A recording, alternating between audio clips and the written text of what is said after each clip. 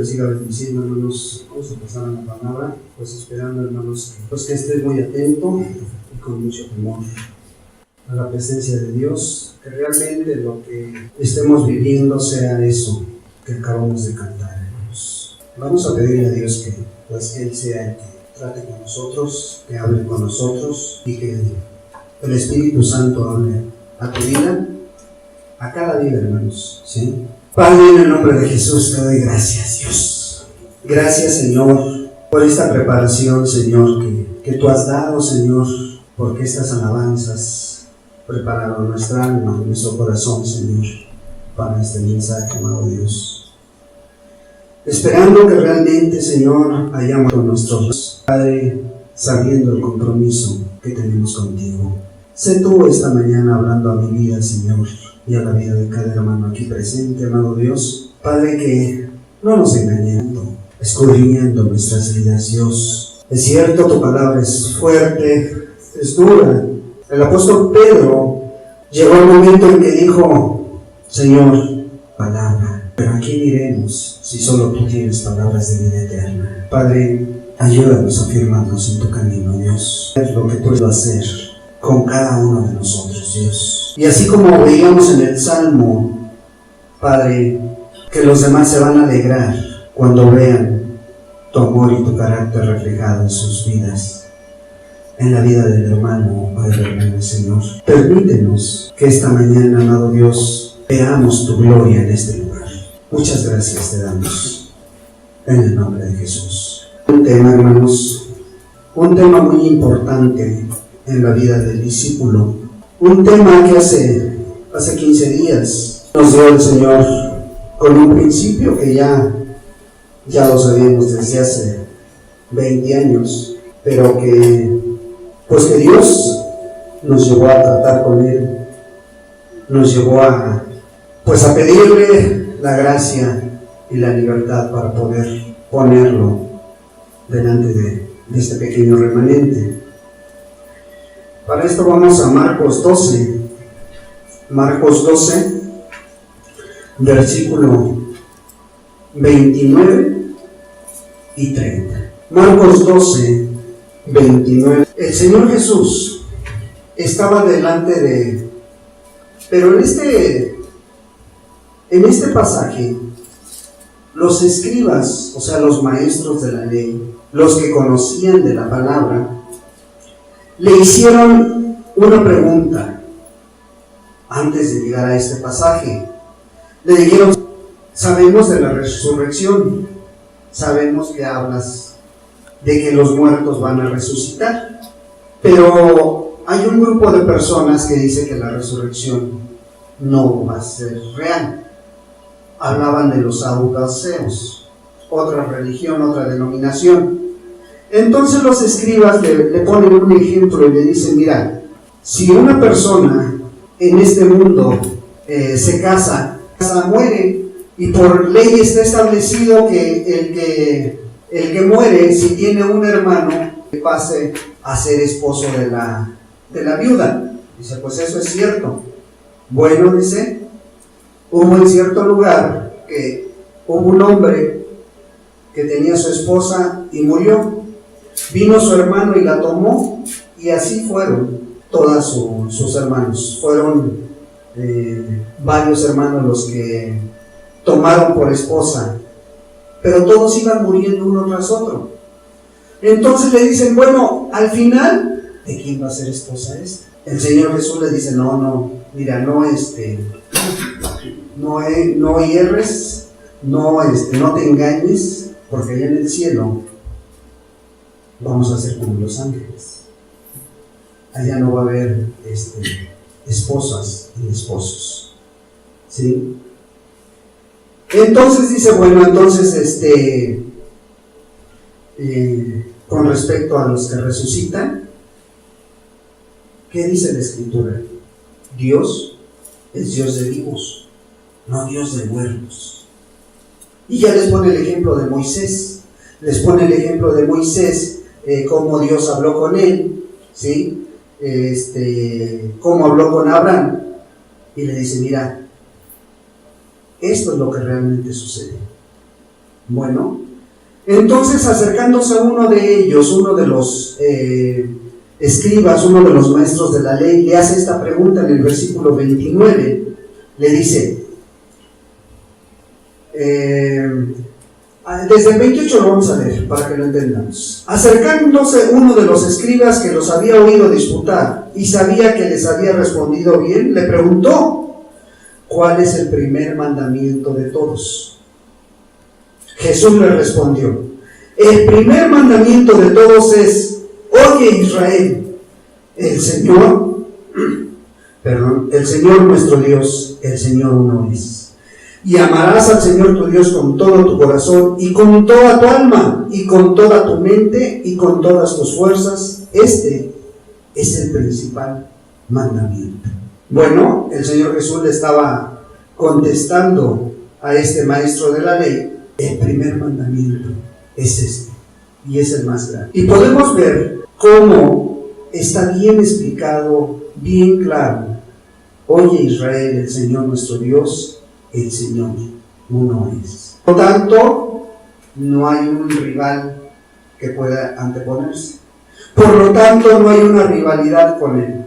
Él debe de ser el primero en la vida de la persona. Dice, y amarás al Señor tu Dios. Bueno, hoy hermanos, vamos a hablar de las prioridades del discípulo. Las prioridades del discípulo. Hablar de este mandamiento cristiano y tener en su vida. Y esto, hermanos, es muy importante. Es muy importante que quede bien arraigado en nuestros corazones, en nuestras vidas. O como discípula de Dios. No conoces las prioridades, no conoces esas prioridades en tu vida como cristiano, como discípulo, pues a veces por eso se cometen muchos errores que frecuentemente van a terminar en pecados. ¿Por qué? Porque se aplican mal los principios establecidos por Dios, hermano. No son establecidos por una denominación, no son establecidos por el hombre. Estos principios Dios los ha marcado así. Dice la Escritura que leíamos, Dios es uno. ¿Sí? O sea, no debe tener rival en tu vida. No debe haber alguien que esté compitiendo por ese amor que debemos sentir por Dios. Y cuando realmente ese amor está en nuestras vidas, ese amor de Dios está en tu vida, todo se va a hacer fácil. Todo va a ser más fácil. Bueno, pues con la ayuda de Dios, hermanos, esperamos entenderlo. Vamos a poner una imagen que muchos ya conocen. Y lo primero que vamos a ver, ¿sí? Lo primero que vamos a ver para que la prioridad del discípulo empiece con el orden de Dios es que debe de haber una comunión con Dios.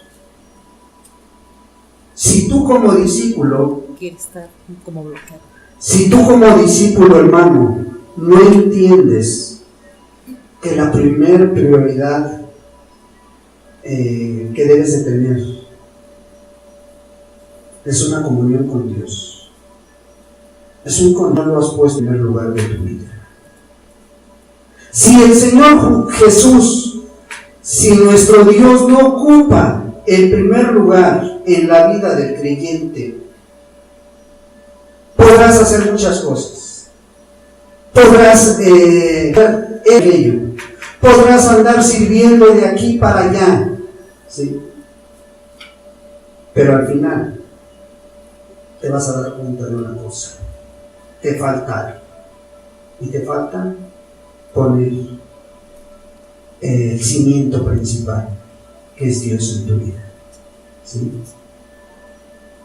Mucha gente que empieza con mucho deseo de servir a Dios, al final te cansa el trabajo.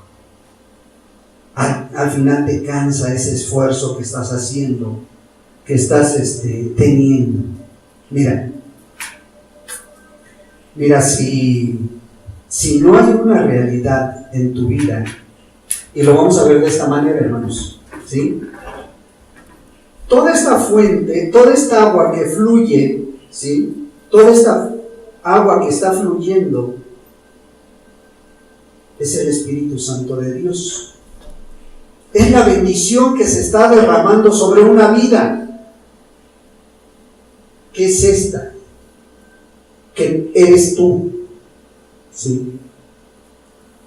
Pero para que esta agua pueda seguir fluyendo, se necesita que ese recipiente esté lleno. Ese recipiente que es tu vida esté lleno. Si no, ¿cómo vas a andar haciendo cosas para Dios? ¿Sí? Porque a lo mejor dices, pues sí, yo ya me convertí, ya tengo 1 año, 2 años y quiero servir a Dios. ¡Qué bueno! Pero lo primero que el ministro, el siervo de Dios debería de ver es si estás lleno de Dios. Si tu vida está llena de Dios. Porque de lo contrario, ¿cómo vas a bendecir a este siguiente depósito si no está lleno, hermano? Y eres tú, como varón o como mujer que quiere ser discípula de Dios, discípula del Señor Jesús. Si no está esa parte de la fuente, ese primer depósito lleno, mira, el pastor o los hermanos te podrán decir, mira, ven a servir. Podrás tener el llamado del hombre, pero si no hay esa comunión con Dios, no hay esa comunión, esa llenura, si no conoces a Dios, ¿cómo va a confirmar ese llamado en tu vida? O sea, ¿cómo? ¿Sí? Si no estás en comunión frecuente con Dios, ¿cómo vas a llenar esa parte de tu vida, hermanos?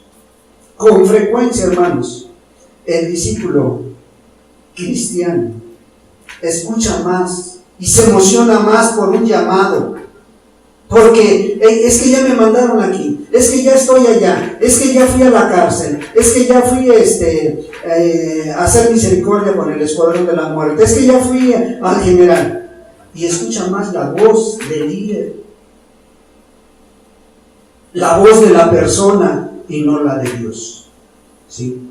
Pero cuando este hermano o hermana se llega a tropezar, ¿sí?, llega a caer o se cansa, terminan, fíjate bien, terminan por amargarse contra Dios y no contra aquel que los llama. Como si Dios tuviera la culpa de que no haya esa comunión entre tú y Dios. No es que yo antes era bien activo, era esto, sí, y quedas resentido.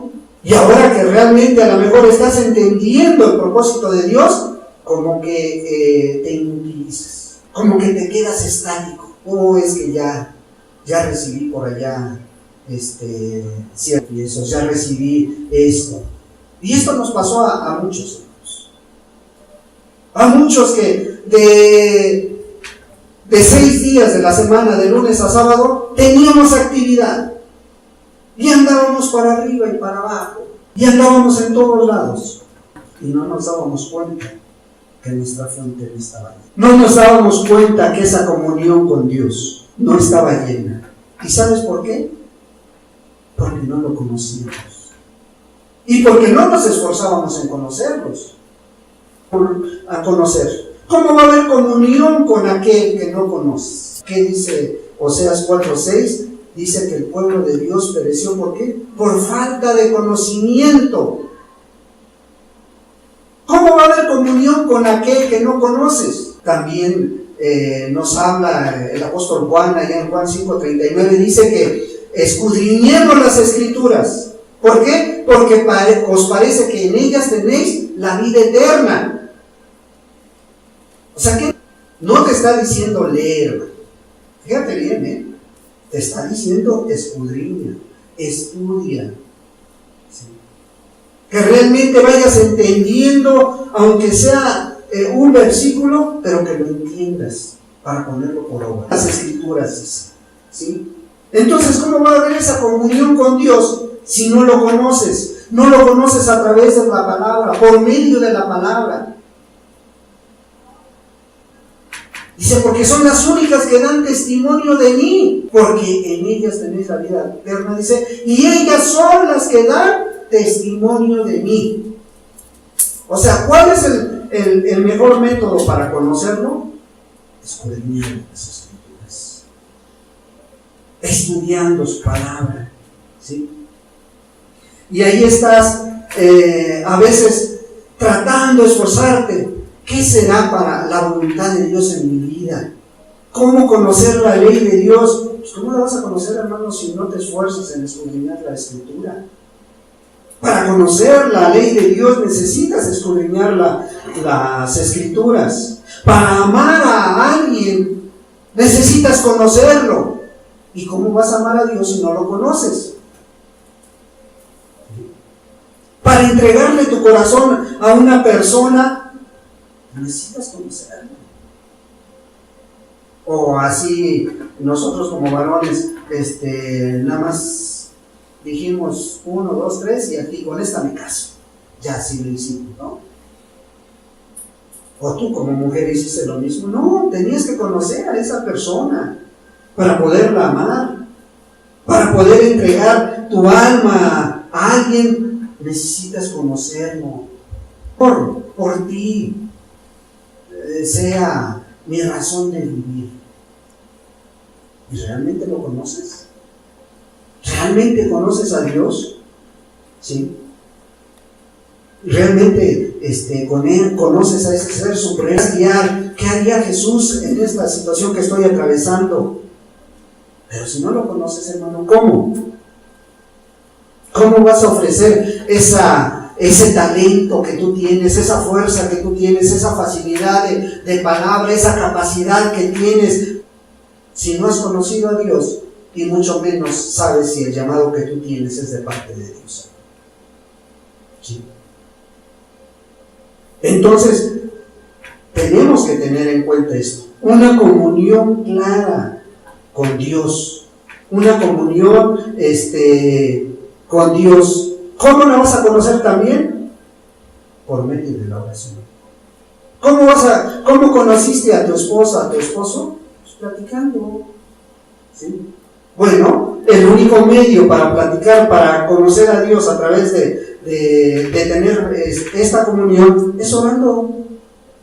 Es para tener esa comunión con Él, es orando. Entonces las dos bases sólidas para conocer a Dios, lectura de la palabra y oración. No hay otro medio más importante, hermanos. ¿Sí? ¿Cómo vas a saber acercarte al trono de la gracia? Como dice, al trono de la gracia. ¿Para qué? Para encontrar el oportuno socorro. ¿Y cómo me voy a acercar si no he conocido el camino que Él ya abrió? Ese camino que Él abrió, esos estorbos que había, ya los quitó. Él abrió ya el camino para que yo me acerque confiadamente. Ya no necesito un ritual, ya no necesito un sacrificio. Dice, acerquémonos confiadamente. O sea, con fe. Con esa fe que solamente Él puede dar. Pero si no hay esa comunión, si no hay ese derramamiento del agua en tu fuente, o sea, ¿cómo voy a tener esa comunión con Dios? ¿Cómo voy a saber cómo acercarme al trono de la gracia confiadamente? ¿Sí? Bueno, porque pues yo sé que el Señor Jesús en varias partes de su palabra dice que al que clama a Él le va a responder, Él le va a escuchar. El que, por ejemplo, en el Salmo 65:2 dice que vayamos a Él, que platiquemos con Él y que Él va a escuchar la oración de toda carne. ¿Sí? Y es cierto, hermano, pero tienes que tener esa comunión con Dios, ¿sí? Para buscar esa respuesta de parte de Dios. ¿Cómo lo estás haciendo? ¿Cómo estás buscando esa respuesta en tu vida? ¿Cómo estás buscando esa respuesta de parte de Dios para ti? ¿Cómo? A veces por nuestros medios.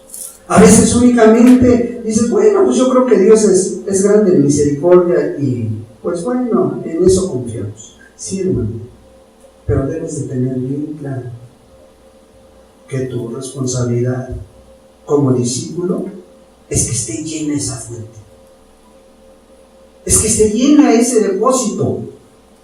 Si está llena de la palabra de Dios, si está llena de fe, de oración, lo demás va a ser fácil, hermano. ¿Sí? ¿Cómo estás actuando en esa área, hermano? ¿Cómo estás tú en esa área, en esas dos áreas?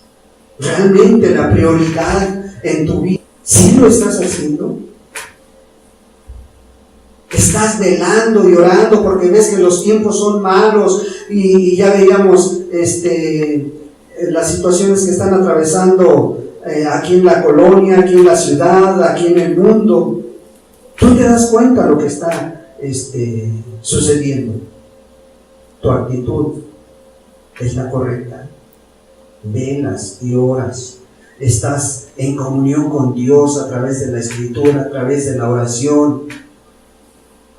Si tú no estás teniendo esta actitud, hermano, ¿cómo?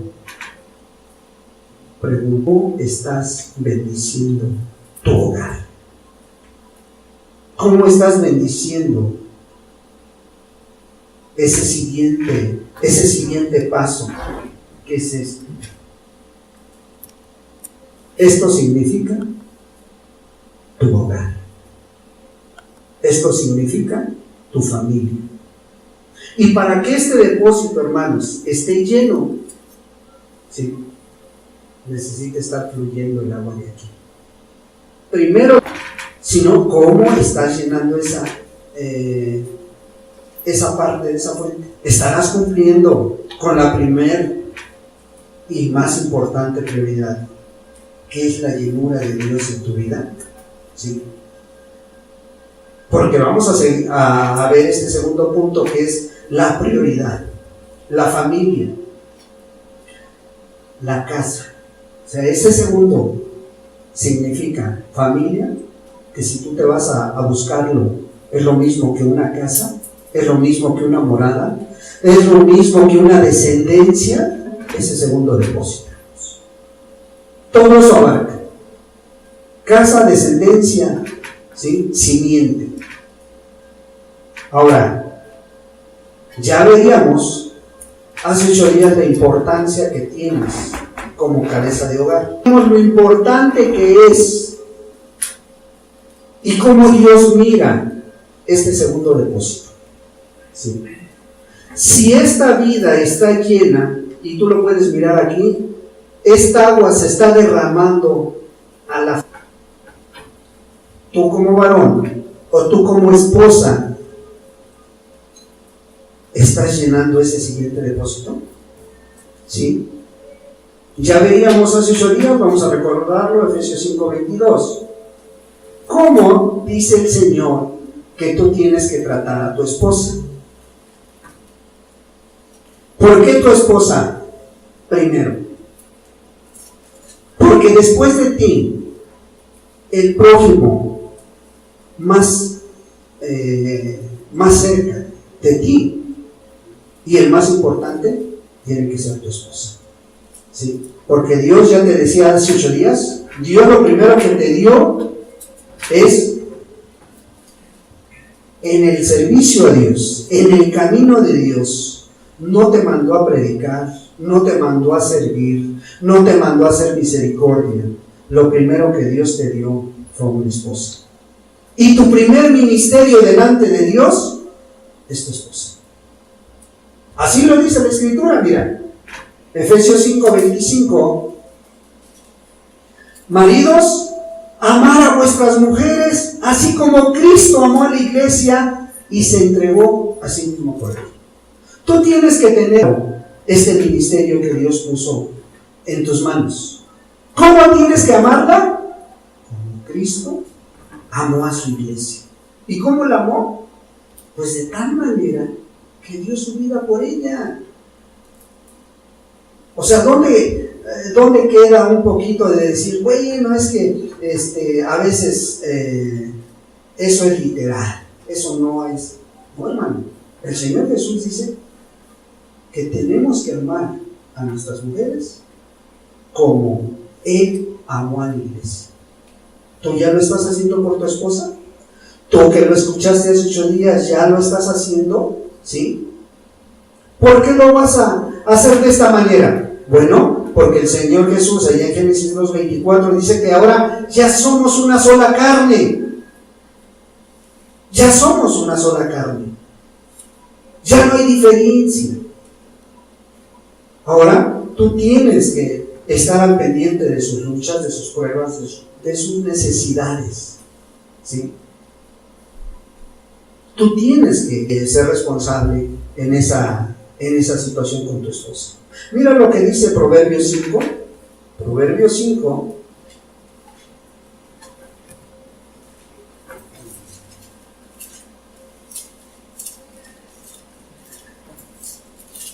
A lo mejor pudieras estar pensando así, que les digan más a los maridos, que les digan más a mí. Pero la palabra es para todos, hermano.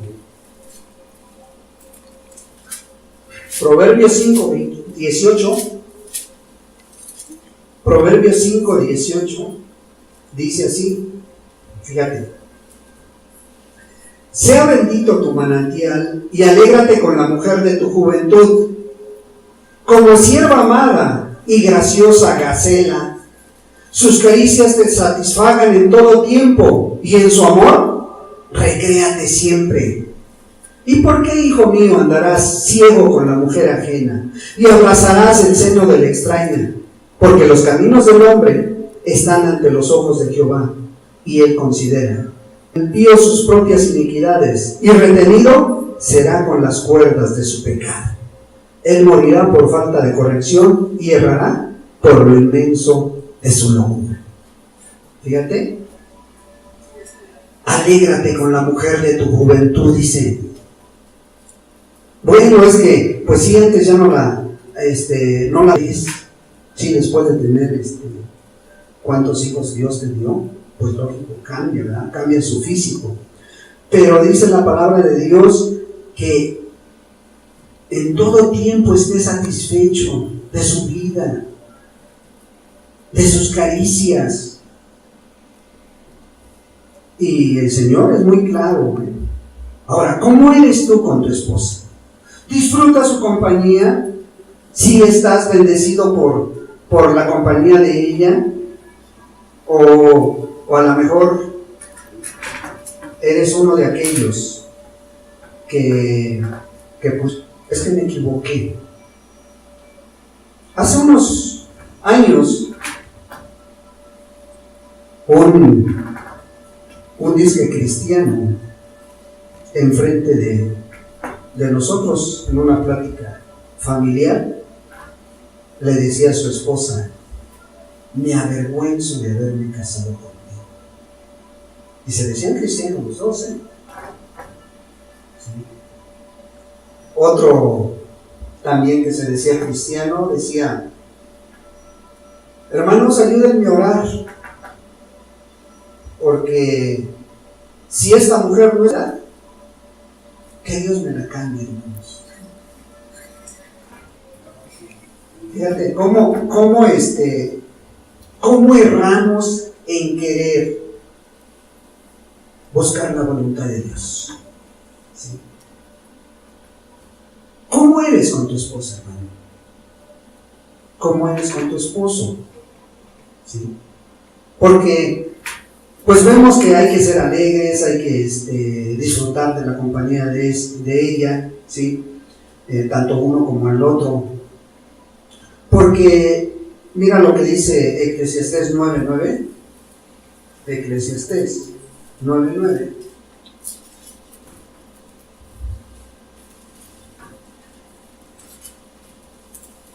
Goza de la vida con la mujer que amas, todos los días de la vida de tu vanidad que te son dados debajo del sol.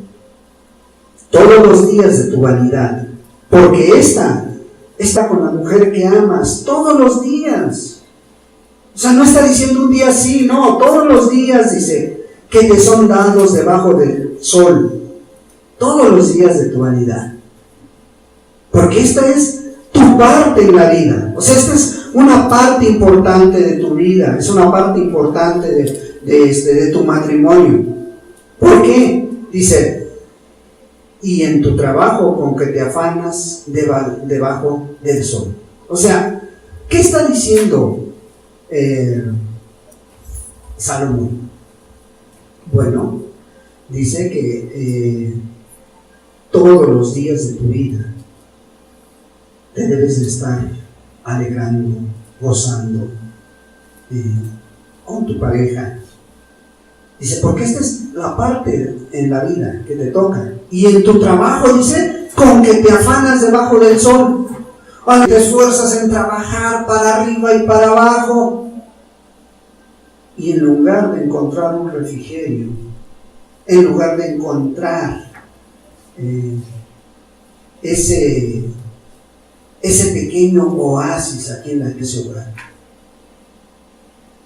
te es una carga. No estás disfrutando tu hogar. ¿Qué tanta responsabilidad tú tienes en esto, varón? ¿Qué tanta responsabilidad tienes en esta mujer? Tú lo sabes. ¿Sí? Primera de Pedro.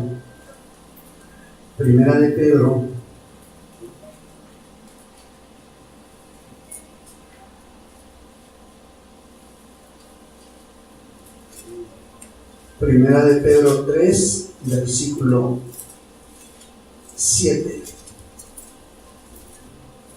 Vosotros, maridos, dando honor a la mujer como a vaso más frágil y como a coherederas de la gracia de la vida, para que vuestras oraciones no tengan estorbo. ¿Cómo tratas a tu mujer? ¿Como a vaso más frágil? ¿La estás mirando como una hija de Dios, como futura heredera del reino de Dios, hermano?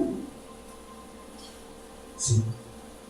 Yo no sé cómo sería el trato con alguien que tú supieras que es un ángel de Dios. A lo mejor harías lo que hicieron varios varones, ¿no? Que iban y mejor de su comida, lo mejor de ellos, para ponérselo a los pies de aquellos ángeles. Y aquí la palabra de Dios nos está diciendo como a vaso más frágil y como a coherederas de la gracia de la vida. Responsabilidad como varón. ¿Sí? Eso es lo que tú estás haciendo, tratando de esta manera a tu esposa.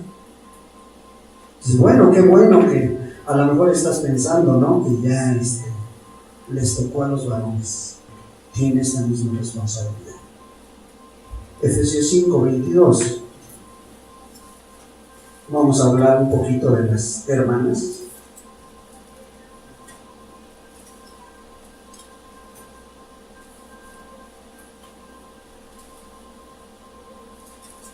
Efesios 5, versículo 22.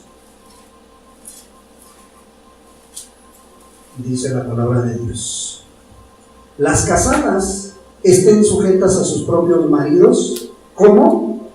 Como el Señor dice. ¿Sí? No, es que sí, a lo mejor, ojalá y no esté sucediendo, ¿no? Allá en una denominación que estuvimos, tú veías cómo llegaban las hermanas, con la falda larga, con el velo, ¿sí? Bien puesto, y muchos hasta se lo acomodaban bonito, así el velo, todo, ¿sí? Pero la sujeción al esposo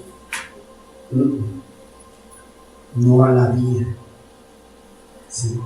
Y dice, estén sujetas a sus propios maridos como al Señor. Sí, aquí a lo mejor se puede conocer como una hermana piadosa, como una hermana muy ferviente en oración, como una hermana que realmente ama a Dios. ¿Y en casa? Hermano, ¿sí? En casa eres igual. esposo daría testimonio de que eres así? Primera de Timoteo 3, versículo 11. Las mujeres, asimismo, sean honestas, no calumniadoras, sino sobrias, fieles en todo. O sea, sobrias, fieles, que estén sujetas al esposo, que estén siendo ejemplos para las demás jóvenes, que estén siendo ejemplos para los hijos, ¿sí? Tú que a lo mejor tienes marido inconverso, si le preguntáramos a esa persona, ¿qué nos contestaría? Primera de Pedro 3, versículo 1.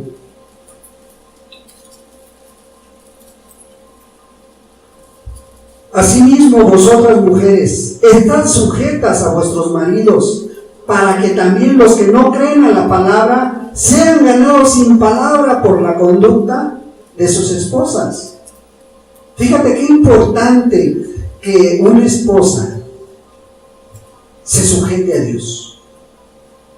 Qué importante es que cuando tú llegas ese amor que el Señor Jesús te mostró, tú se lo muestres a la persona con que vives, ¿sí? Asimismo, vosotros mujeres, estad sujetas a vuestros maridos, para que también los que no ganaron sin palabra. No te está diciendo el Señor que le estés insistiendo, le estés predicando, lo estés condenando a cada día. No, conducta, por tu accionar, por cómo eres. Sí. Y puede ser borracho, puede ser drogadicto, puede ser mujeriego, el que tú digas. Pero tú estás teniendo la conducta de una mujer temerosa a Dios. Estás ganando el alma de tu inconverso que no quiere. Muchos testimonios que hay fueron porque esa mujer de Dios se entregó completamente a Dios y cambió su forma. De muchos conocen a Dios. Y de entre todos esos hermanos estamos servidos por la gracia de Dios, hermanos. ¿Sí? Ahora, tú como esposo temeroso de Dios, ¿verdad? O te sigues haciendo esta pregunta que dice Proverbios 31:10, Proverbios 31:10. Esta pregunta, ¿tú te la haces? ¿O Dios ya te la contestó?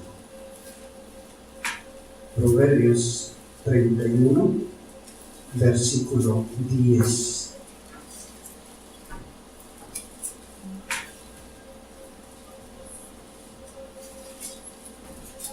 Mujer virtuosa. ¿Hallará esta pregunta? ¿Te la haces tú todavía? ¿Quién la hallará? Porque su estima sobrepasa largamente a la de las piedras preciosas. O sea, cualquier valor material no se compara con tener una esposa temerosa de Dios. Y mira, le vamos a dar lectura a este pasaje a grandes rasgos. El corazón de su marido esté en ella confiado y no carecerá de ganancias. ¿Sí? Confía tu esposo en ti para todo. ¿Sí? Tú lo sabes. Le da a ella bien y no mal todos los días de su vida. Fíjate, le da a ella bien y no mal todos los días de su vida. Tu esposo, problemas, bendiciones, ¿qué le das? Tú te conoces, ¿sí?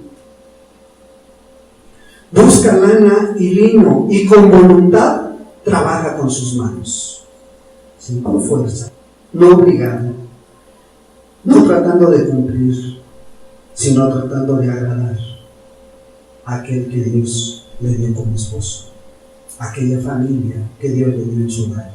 ¿Cómo haces tú las cosas, hermano? Sí.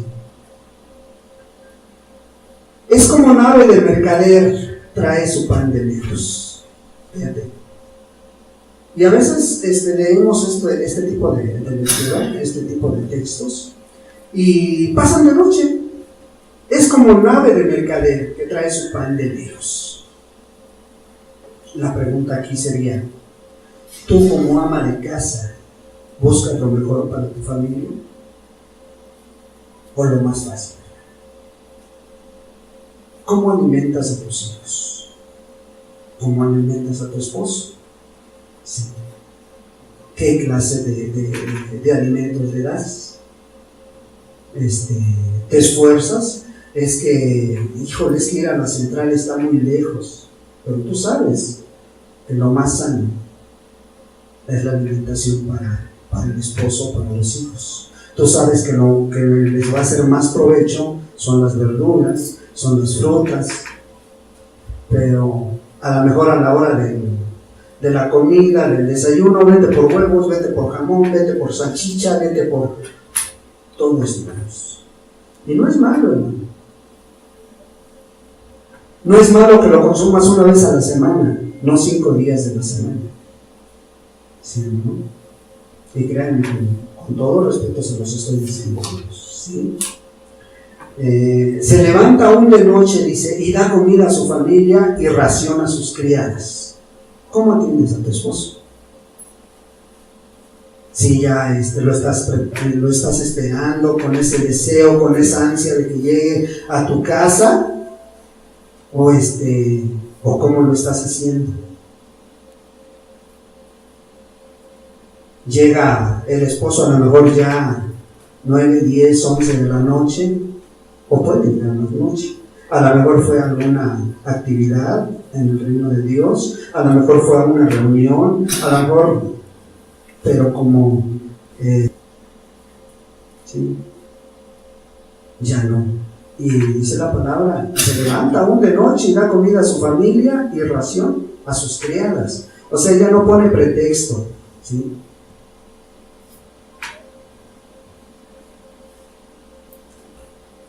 Versículo 19, aplica su mano al hueso y sus manos a la rueca. Fíjate aquí la pregunta sería, y no voy a pedir que levanten sus manos, pero la pregunta sería, hermanas, ¿saben todas coser? ¿Saben todas poner un botón, surcir un pantalón, una camisa? Porque aquí dice, aplica su mano al hueso y sus manos a la rueca. Se es coser, en otras palabras. ¿Mande?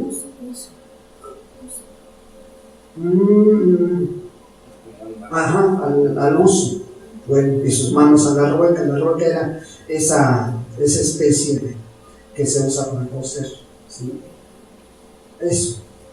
Bueno, sí sabe la hermana. Bueno, sí, sí aprendió la hermana. Vemos, porque hoy tristemente conozco a mujeres ya y muchas mujeres ya de años y no han aprendido esto, ¿sí? Claro, no son cristianas, ¿sí?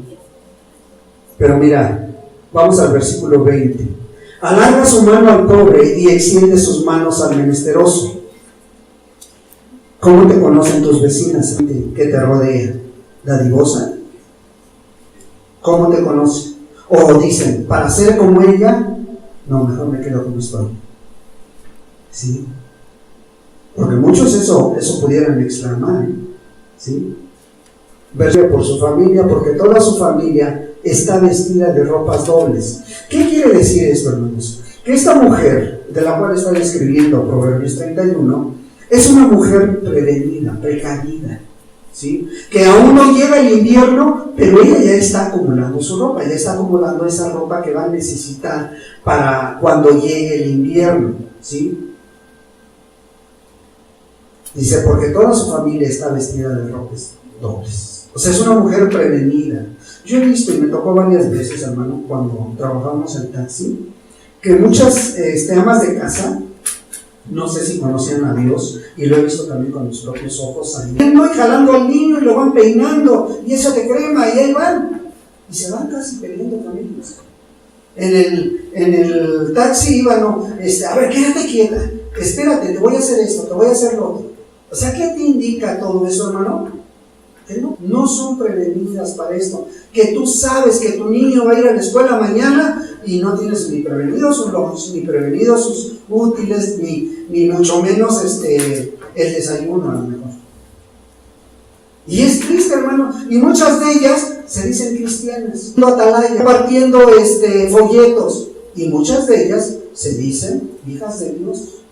También en las denominaciones hay muchas de estas personas, ¿sí? Es triste, pero así es, ¿sí? ¿Tú cómo eres? ¿Eres prevenida o a la mera hora haces toda? Su marido, no, el 22. Ella se hace tapices de lino fino y púrpura es su vestido. A ver, ¿cómo tú te preparas para asistir a tu encuentro con Dios a cada semana? ¿Sí?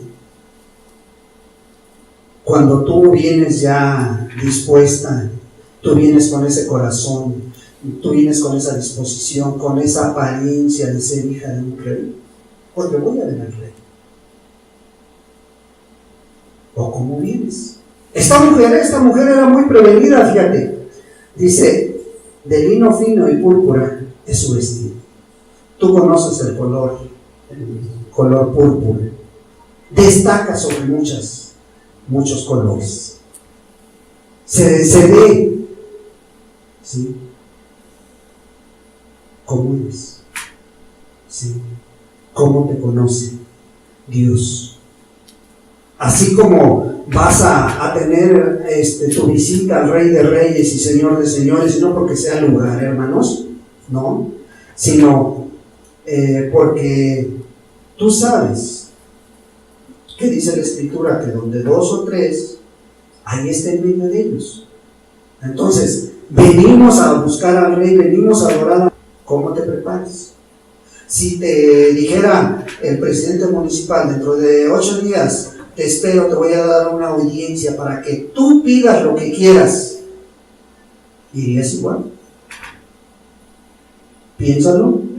¿Sí? El 23, su marido es conocido en las puertas cuando se sienta con los ancianos de la tierra. Esto ya se los había explicado, ¿sí se acuerdan? ¿Cuál era la costumbre en Israel? ¿Cuál era la costumbre de los judíos? Bueno, los judíos en la tarde, cuando ya está cayendo la tarde, los varones llegaban a visitar a una persona, así como lo hacen en los pueblos. ¿Qué hacen en los pueblos? En los pueblos se sientan en las puertas con sus sillas, los varones normalmente, y ahí están platicando, ¿sí? Bueno, la Escritura dice que estos varones, en las puertas, cuando se sentaban con los ancianos, ahí a platicar. ¿Cómo conocen a tu marido? Como una persona bien vestida, o la apariencia que él trae es consecuencia de que no hay ropa para ponerse. Dice, estos eran bien conocidos, ¿sí? Cuando se sienta con los ancianos de la tierra a platicar las cuestiones ahí a la puerta de Dios, eran bien conocidos ahí en el pueblo de Israel, según la historia de Israel, ¿sí? El versículo 24, hace telas y vende y da cintas al mercader. Ella trata de ayudar desde casa, en lo material, ahí se esfuerza con ayudar a su esposo en lo económico y se está esforzando de ahí, desde casa, le echa muchas ganas para salir adelante, hermanos, ¿sí? ¿Así eres tú? No, es que tenemos que trabajar porque hoy ya todos somos iguales, ¿sí? Ojalá. Hoy hay tantos medios, hermano, tantos medios para que desde casa estés ayudando a tu esposo. ¿Sí? Versículo 25. Fuerza y honor son su vestidura, y se ríe de lo porvenir. Ella es una mujer precavida, y donde quiera que ella está, es una persona de honor. Es una persona que se le dice, esta es hija de Dios. ¿Sí? El 26, abre su boca con sabiduría y la ley de clemencia está en su lengua. No mete en problemas a su esposo, siempre está pensando el bien para los demás, es sabia a la hora de opinar, es sabia a la hora de hablar, y lo hace con misericordia siempre, hermanos. Siempre. Considera los caminos de su casa y no come el pan de balde. Considera el camino de su casa. Antepone los intereses de su hogar sobre cualquier otra cosa. ¿Sí? Y cuando ven a esta persona ahí en casa viviendo con ellos, ¿qué pasa? Versículo 28, se levantan sus hijos y la llaman bienaventurada. ¿Sí? También la alaba, recibe elogios de toda su familia, están contentos con la mamá, con la esposa que Dios les ha dado. Muchas mujeres hicieron el bien, mas tú sobrepasas a todas. Engañosa es la gracia y vana la hermosura. La mujer que teme a Jehová, esta será alabada. ¿Sí? Dadle del fruto de sus manos y alábela en las puertas sus hechos. ¿Qué se necesita para ser una persona así, una mujer así? Temor a Dios. Que ese segundo recipiente esté lleno, que esa agua siga fluyendo, que esa agua siga derramándose, porque así van a tener en común las cosas del hogar, tanto el varón como la hermana, como la esposa, ¿sí? Y entonces, ¿qué van a hacer? Pues mira, deja responsabilidades para los esposos y esposas como padres. Ese es el segundo, el deber de esa casa. ¿Sí? Que los esposos estén caminando de común acuerdo, ¿para qué? Para poder instruir, enseñar, como dice la palabra. Instruye al niño en su camino. Instruir es capacitar, ¿sí? Es entrenar, es enseñar. ¿Cómo lo va a hacer? Tanto el padre como la madre tienen esta responsabilidad. ¿Cuándo? En todo tiempo, dice la Escritura, Deuteronomio 6, versículo 7. En todo tiempo. No está diciendo, ya mis hijos ya están grandes, ya están casados, ya no puedo instruirlos, ya no puedo aconsejarlos, ya no puedo hacer nada por ellos. No. La palabra de Dios te está diciendo, instruye, capacita en todo tiempo. Deuteronomio 6, versículo 7. Y las repetirás a tus hijos y hablarás de ellas estando en tu casa y andando por el camino y al acostarte y cuando te levantes. ¿Cuándo? En todo tiempo, hermano. En todo tiempo te está dejando ver la Escritura que tú tienes que seguir buscando, instruir, capacitar, enseñar. Ahora, ¿qué mejor que aquellos que tienen hijos pequeños? ¿Sí? Que los instruyan, que los capaciten desde ahorita, para que cuando sean grandes no se aparten del camino de Dios. ¿Sí? Entonces, es el deber de los padres, de la esposa y del esposo. ¿Qué más es deber de los padres para los hijos? Segunda de Corintios 12.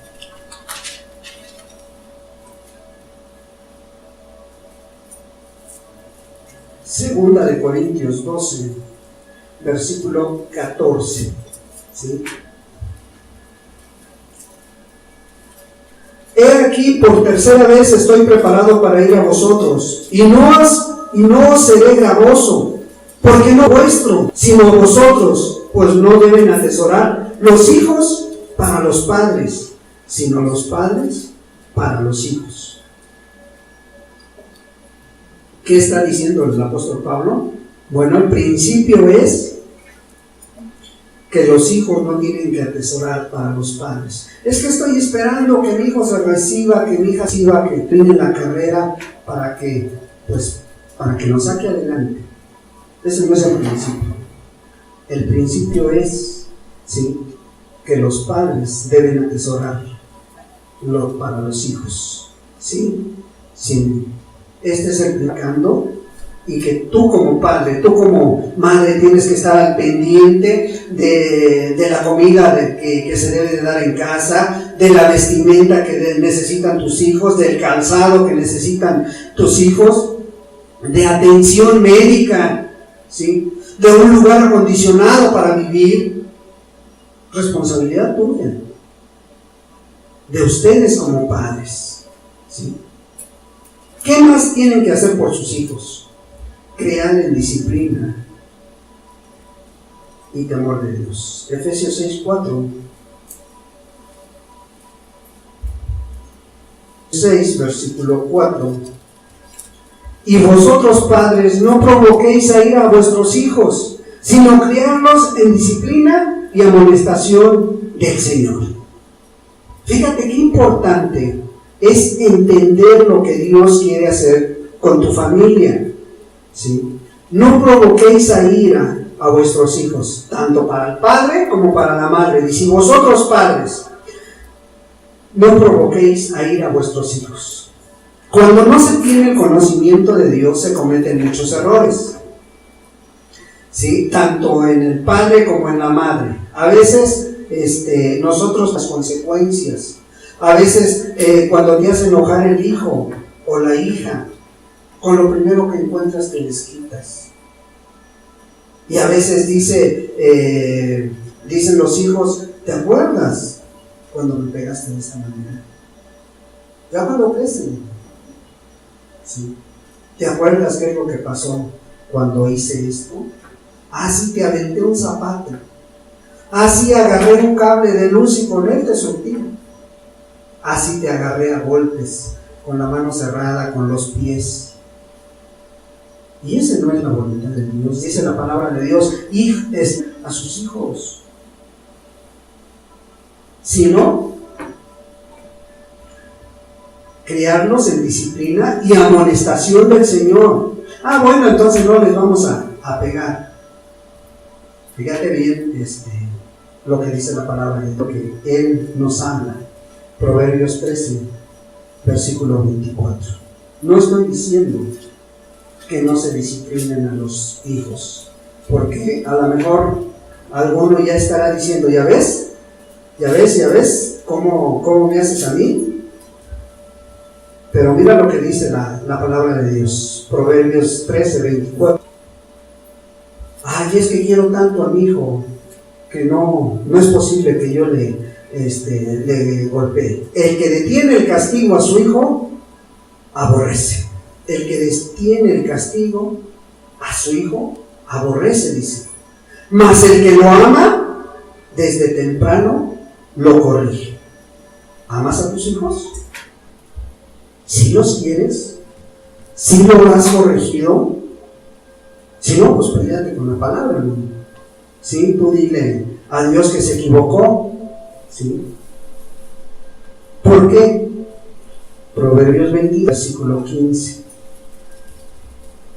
Es que no puedo hacer eso. Imagínate que Abraham hubiera sacado ese pretexto delante de Dios.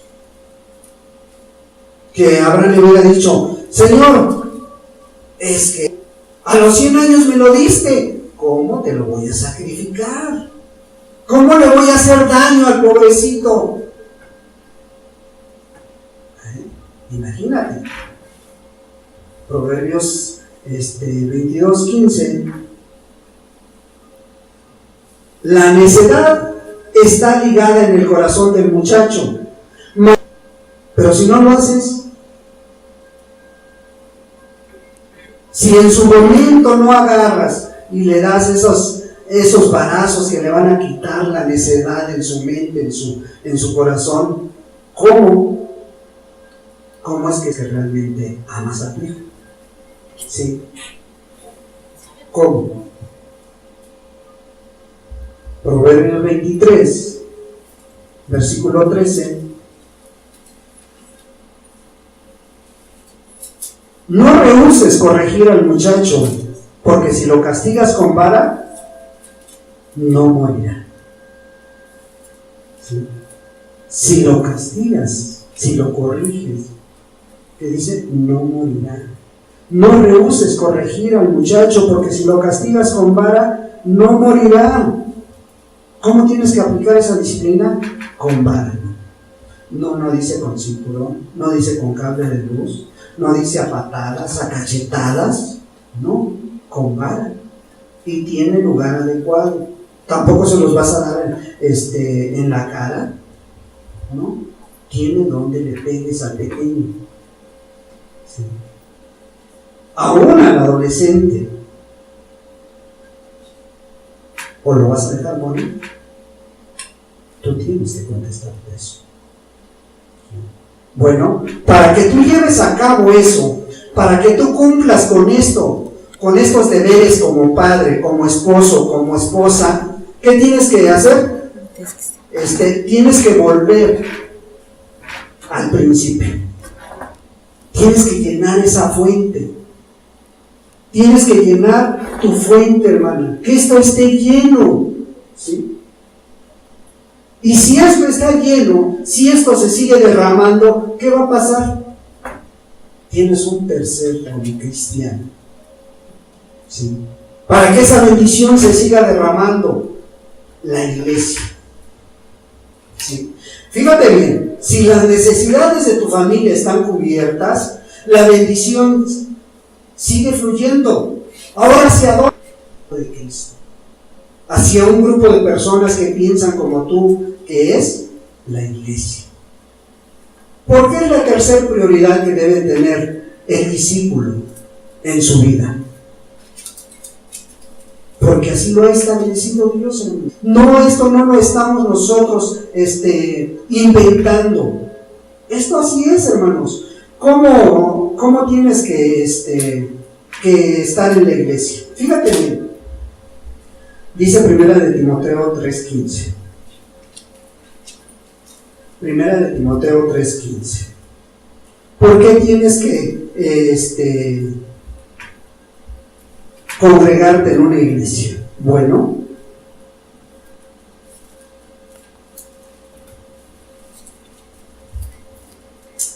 para que si tardo, dice, sepas cómo debes conducirte en la casa de Dios. Sepas cómo debes conducirte en la casa de Dios, que es la iglesia del Dios viviente, columna y baluarte de la verdad. ¿Qué está diciendo el apóstol Pablo a Timoteo? Bueno, le está dando instrucciones, ¿sí?, de cómo tienen que ser aquellos que quieren un cargo en la iglesia. Pero mira, le dice, si yo llego a tardar, bueno, tú tienes que conducirte de una manera. ¿Por qué? Porque ese lugar al cual te vas a congregar tiene que tener ciertas características. Y una de ellas es que es la iglesia del Dios viviente, columna y baluarte de la verdad. ¿Sí? O sea, en otras palabras, mira, Pablo está diciendo a Timoteo, si tú ves que esa iglesia tiene una doctrina sana, bueno, tú debes de saber cómo conducirte, saber cómo relacionarte con los hermanos, saber cómo servir, cómo comportarte, cómo trabajar ahí en la iglesia. Pero para esto, tú tienes que ver las características que tiene esta iglesia. Y nosotros las vamos a ver. Ahora, ¿cuál es el estándar de las iglesias que se buscan? ¿Cuál es el estándar que pudiéramos decir, esta iglesia es columna y baluarte de la verdad? ¿Sí? Y para no cometer errores aquí en la colonia o con los demás hermanos, tenemos que irnos al estándar que toda iglesia tiene que perseguir.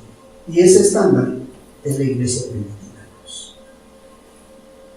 Ese es el estándar que debemos de tener.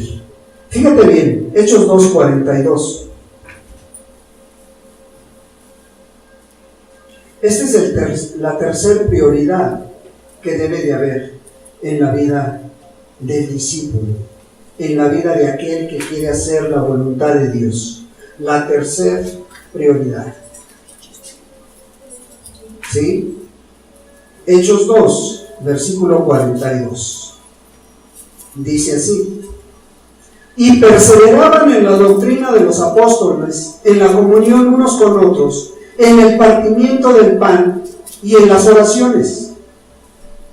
Fíjate, una característica bien importante y la primera cosa que vemos en esta iglesia, en esta iglesia naciente, en esta iglesia primitiva, es que perseveraban en la doctrina de los apóstoles. ¿De quién habían recibido esta doctrina, hermanos? De Jesús. Los discípulos recibieron la doctrina de Jesús, la aprendieron de sus labios, pero aprendieron también a vivir como Jesús vivía. ¿Sí? Que nosotros, por eso es el estándar que nosotros debemos seguir. ¿Sí? Sí, ya vimos los principios que Dios nos marca. Ahora vamos a ver la iglesia persevera en la doctrina de los apóstoles. ¿Sí? Perseveraban en la doctrina de los apóstoles. ¿Quiénes? Estos que empezaron a formar la iglesia. No los discípulos, no los apóstoles. Ellos la habían recibido de Jesús y la habían transmitido a la iglesia. Y la iglesia perseveraba en esas enseñanzas. ¿Cuál era la enseñanza? En la comunión unos con otros, en el partimiento del pan y en las oraciones. O sea, vemos varias características que tenía esta iglesia, ¿sí? Vemos que tenían varias cosas. Bueno, Pablo le está diciendo, mira, cuando tú veas estas características en los hermanos, lucha y aprende a convivir con ellos. Porque esto tiene que ser.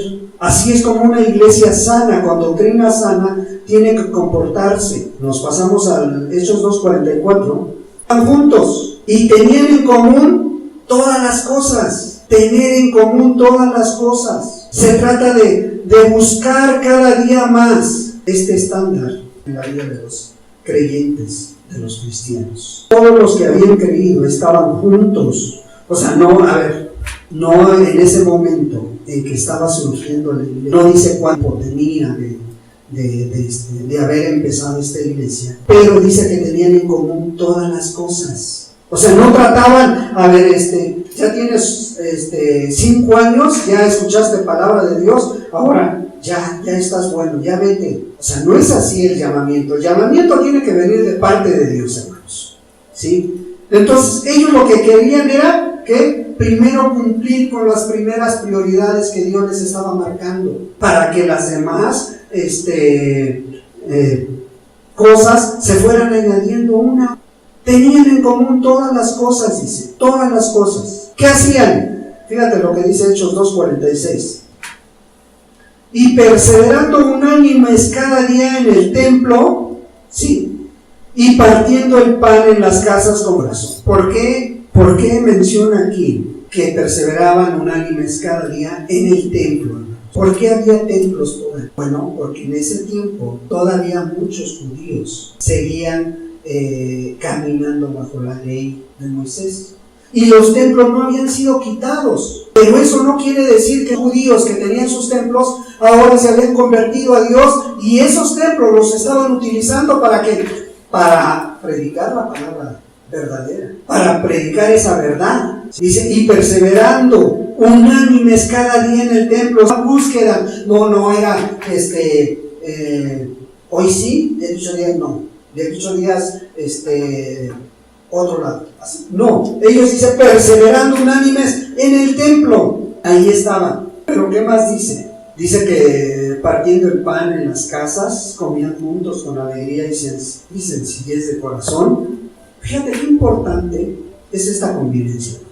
Qué importante es, porque ahí hay tiempo de que te sientes a platicar con el hermano, hay tiempo de que le platiques tu carga, hay tiempo de que lo vayas conociendo más, hay tiempo de que te vayas identificando con ese hermano, con esa hermana y lo vayas amando cada día más. Qué importante es esa convivencia con los cristianos. Comían juntos con alegría y sencillez de corazón. Y luego, fíjate, el versículo 47, alabando a Dios y teniendo favor con todo el pueblo. Alabando a Dios y teniendo favor con todo el pueblo. Fíjate, el Señor ya estaba derramando de su bendición.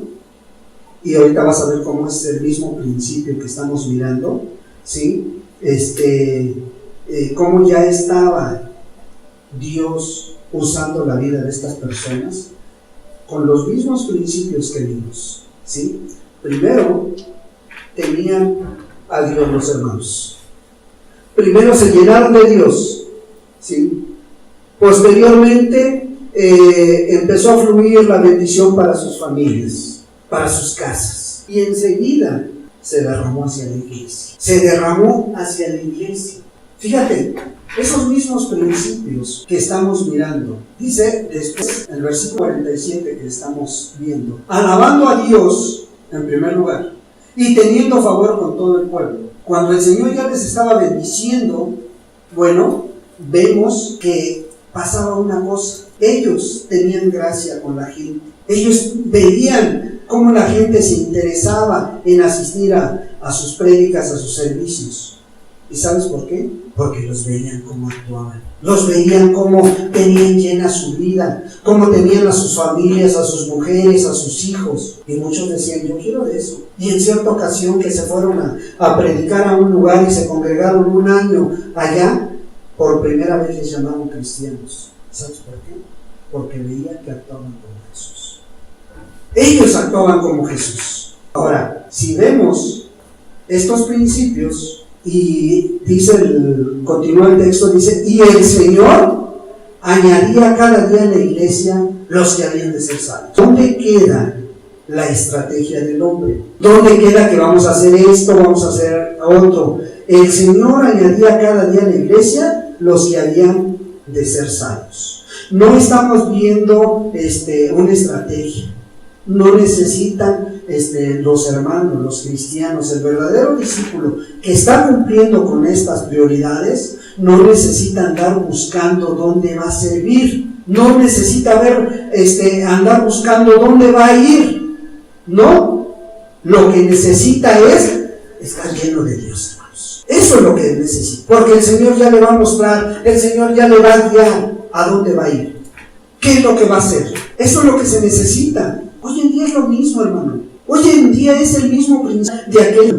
No se necesita, hermano, que tú andes de aquí para allá, que tú vayas lejos a servir. Lo que necesitas es estar lleno de Dios, para ver la necesidad que hay a tu alrededor, para ver esa necesidad que tienes ahí como esposa, como madre, como hija. Pero ¿cómo lo vas a ver si te brincas los principios? ¿Cómo lo vas a ver si no estás actuando conforme a los principios? Es que yo no lo sabía. Bueno, hoy Dios extiende su misericordia y nos los está dejando ver, ¿sí? Pues vamos a entender el mandamiento que leíamos al principio, ¿sí? ¿Cuál es el principal mandamiento? Amar a Dios sobre todas las cosas. O sea, como le dijo el Señor Jesús a este religioso, o sea, la contestación que le dio: y amarás al Señor tu Dios con todo tu corazón y con toda tu alma. Ahí está el principal mandamiento. Tienes cubierta este mandamiento, tienes cubierto este principal mandamiento. ¡Qué bueno! Entonces, estás buscando cubrir el segundo mandamiento. Ya lo tengo. ¡Qué bueno, hermanos! Ahora, ¿qué dice la palabra de Dios?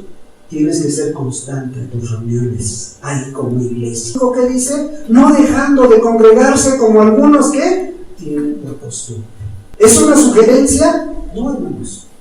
Son mandamientos de parte de Dios. Y vemos qué importante es la iglesia en la vida del discípulo. Vemos esa importancia. Démosle. Porque, hermano, si no tienes esto, si no estás cumpliendo con esto, ni con esto, ¿cómo vas a bendecir a esta fuente? ¿Cómo el agua se va a seguir derramando hacia las almas que están en el mundo? La cuarta prioridad, el mundo. Las personas que están a tu alrededor. Ahora puedes decir, ¿quiénes están en el mundo, hermano? ¿Qué dice la palabra de Dios en el versículo 31 de Marcos 12:31? Y el segundo es semejante: amarás a tu prójimo como a ti mismo. No hay otro mandamiento mayor que estos. Y aquí puedes poner varios argumentos. ¿Quién es mi prójimo más cercano? Ya lo vimos. Para empezar, tu casa. Esos son los más cercanos, ¿sí? Pero dices, bueno, ya tengo cubierto esas tres prioridades. Ahora quiero enfocarme a ese mundo. Quiero mirar quiénes son los que abarcan ese mundo en la vida del creyente, del discípulo. Bueno, ahí tienes a esa familia de sangre, esa familia que te rodea. Ahí tienes a esos padres que a lo mejor no son convertidos. Ahí tienes a esos hijos que a lo mejor no son convertidos. Ahí tienes a lo mejor a esos hermanos que no quieren nada de Dios. A tus tíos, a tus primos, ¿sí? A tus sobrinos, a tus nietos. Son los primeros, hermano, que deben saber que tú eres discípulo de Dios. Esos son los que siguen, hermano. Entonces, ¿dónde queda la gente de fuera? Bueno, enseguida de estos, hermano, si seguimos con las mismas prioridades, ¿quiénes siguen? Bueno, ya tu familia ya sabe. O el otro día me decían algo triste, un hermano. Decía, ¿cómo? Le cuestionaba a él a un familiar y le decía, ya ves el cambio que hay en mí, cómo Dios ya hizo. Tú vuélvete a Dios, cree en Dios.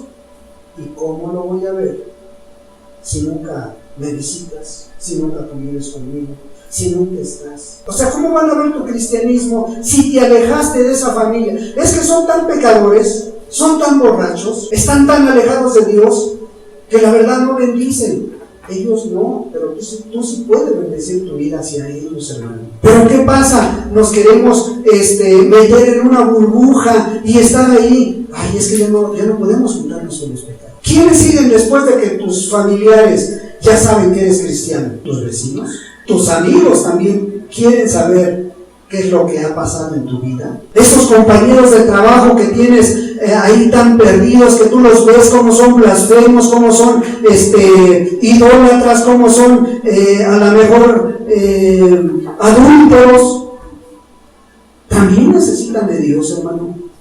Sí.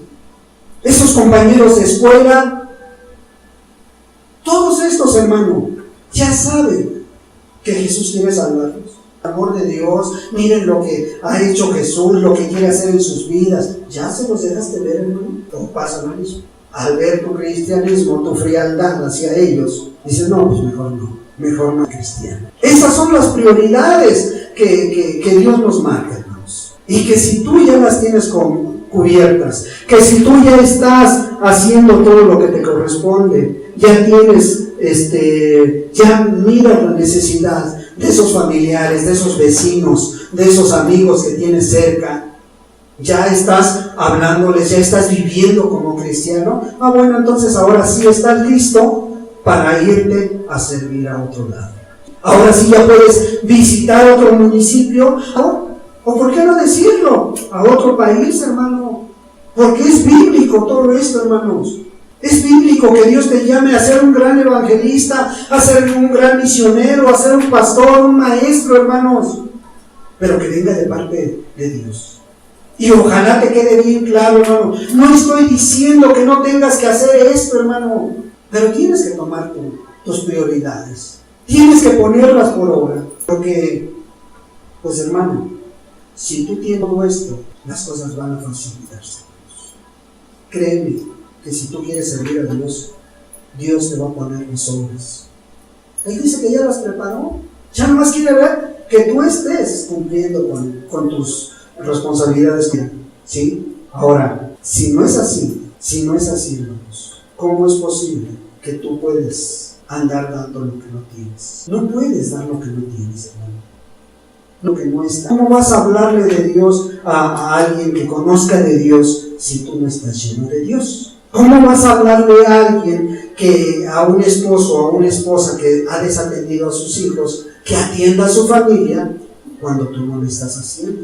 ¿O cómo le vas a invitar a una persona que se congregue en un lugar cuando tú no lo haces? Por eso es necesario saber, hermano, si cumples con estas 4 prioridades. Y tú te conoces, hermano, ¿sí?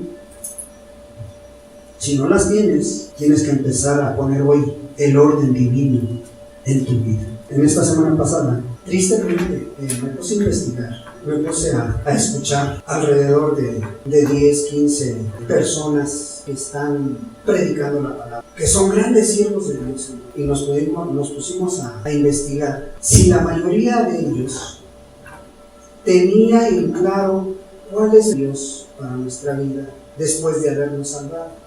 ¿Cuál es la prioridad de Dios para nuestra vida después de haberte salvado? Ya hace 8 días se las mencionaba a ustedes. Ya hace 8 días se las mencionaba, ¿sí? Y muchos a lo mejor pasa de noche. ¿Cuál es el objetivo principal de Dios para ti después de haberte salvado, hermano? Que andes predicando, que andes sirviendo a Dios, que andes haciendo esto. Ese será. Y muchos de los 15 hermanos, uno sí tiene bien claro cuál es el objetivo principal de Dios para la vida del cristiano. ¿Y sabes? Uno de todos los que escuché, muchos se van por razón, se van que tienes que andar predicando, muchos se van que tienes que servir, muchos se van que tienes que ser misionero, ser evangelista, ser pastor, y eso es lo que les brilla, y será el objetivo principal para aquel que ya es salvo. Ese será el objetivo principal de Dios para nuestra vida. No, tristemente no es así. El objetivo principal, después de que Dios te salva, después de que ya eres hijo de Dios, eres hija de Dios, te vayas pareciendo más a Jesús. Que cada día tu vida vaya reflejando las características de Jesús en amor, en bondad, en paciencia, en celo de Dios, ¿por qué no? Ese es el objetivo principal. Formarte, ser hecho conforme a la imagen de Cristo Jesús. Se está cumpliendo en tu vida. Cuando hablamos de amor, Efesios 5, ¿entiendes el amor que tuvo Jesús por su iglesia? Bueno, eso es lo que voy a tener por mi esposa. Eso es lo que tengo por mis hijos. Esa entrega que Él tuvo, Él no retuvo nada, se dio por completo para que tú y yo tuviéramos esta oportunidad. Esa compasión cuando veía a las gentes perdidas, cuando las veía, dice que las veía como ovejas sin pastor. Y tuvo compasión de ellas, hermano. Así lo estás mirando tú. Esa misericordia, ese celo cuando la casa de Dios se está convirtiendo en otra cosa y no en lo que está establecido por la palabra de Dios. Sale ese celo. Pues al cabo lo está haciendo el hermano. Lo está haciendo el hermano. Y tienes ese amor para ir y decirle, oye hermano, a lo mejor te estás equivocando. Se comparan todos estos rasgos, todas estas cosas con tu vida, lo que tuvo Jesús aquí en la tierra. Sí, mira hermano, cuando Jesús se va formando en ti y en mí, van acabando muchas cosas, va muriendo tu yo personal, ¿sí? Vas a empezar a mirar las cosas de diferente manera, te vas a esforzar en tratar de hacer la voluntad de Dios, en cumplir con tus responsabilidades como cristiano. Vas a empezar a juzgar todas las cosas con justo juicio, con dominio propio, con amor. O sea, como Jesús lo hacía, hermano. Y para parecernos más a Él, ¿qué necesitamos? Escudriñar las Escrituras. Es el único medio donde vas a encontrar las características de la vida del Señor Jesús. Entonces, hermano, si entendimos estos principios en la vida del discípulo, en la vida del creyente, ahora tú te conoces, hermano. Tú sabes cómo estás delante de Dios. Tú y Dios son los únicos que conocen tu vida, hermano. Si hiciéramos un examen, ¿qué calificación le pondrías? ¿Tú sabes? Tú sabes cómo saliste de este autoexamen. Y vamos a meditar un momento, hermano, a pedirle a Dios que Él amplíe mucho más de aquello que no pudimos explicar, de aquello que no haya quedado bien claro. Que realmente, hermano, lo que tú hagas de hoy en adelante sea con estas prioridades, hermano. Con estas prioridades que Dios ha dejado para que tú y yo las sigamos. Padre, en el nombre de Jesús te doy muchas gracias, Señor. Padre, que tu Espíritu Santo sea el que quite lo que tenga que quitar de estas palabras que se han dicho y ponga lo que ha contado, amado Dios. Padre, porque creo que tú dejas muy claro las prioridades por las cuales debe regirse nuestra vida como discípulos tuyos, Señor. Ayúdame a tener esa vida llena de ti, Señor. A que realmente ningún ser creado, ninguna cosa material se interponga entre mi amor y el tuyo, para que así pueda bendecir a mi hogar, Señor, para que bendecir a mi esposa y a mis hijos, amado Dios. Que esa agua pueda seguir fluyendo, Padre, hasta caer a tu iglesia, amado Dios. Solo tú puedes hacerlo, Señor, Padre, porque aún hay muchas almas allá afuera que necesitan saber de ti, Señor. Pero no queremos seguirlo haciendo con nuestro esfuerzo, Señor, sino lo que hagamos, Señor, sea a través tuyo, Señor. Y tu palabra dice que tú añades a los que han de ser salvos, Dios. No la estrategia, Señor, no el esfuerzo humano. Tú añades los que han de ser salvos, Señor. Padre, aquí estamos, Dios, y queremos más de ti, Señor. Queremos ver reflejado tu amor, tu bondad, tu misericordia en nuestra vida, Señor. Padre, para que ganemos sin palabras a aquellos, amado Dios, que nos rodean, Señor.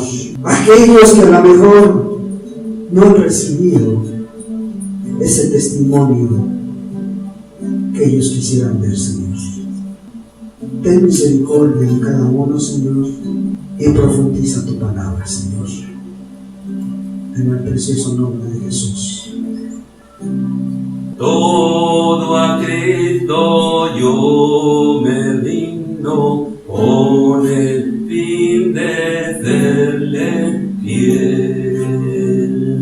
Para siempre quiero amarle y agradarle solo a Él.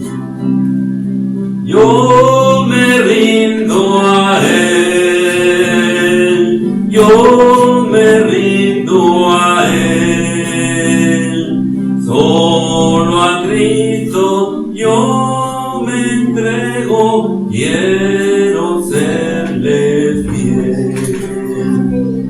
Todo a Cristo yo me rindo, a sus pies postrado estoy. Los placeres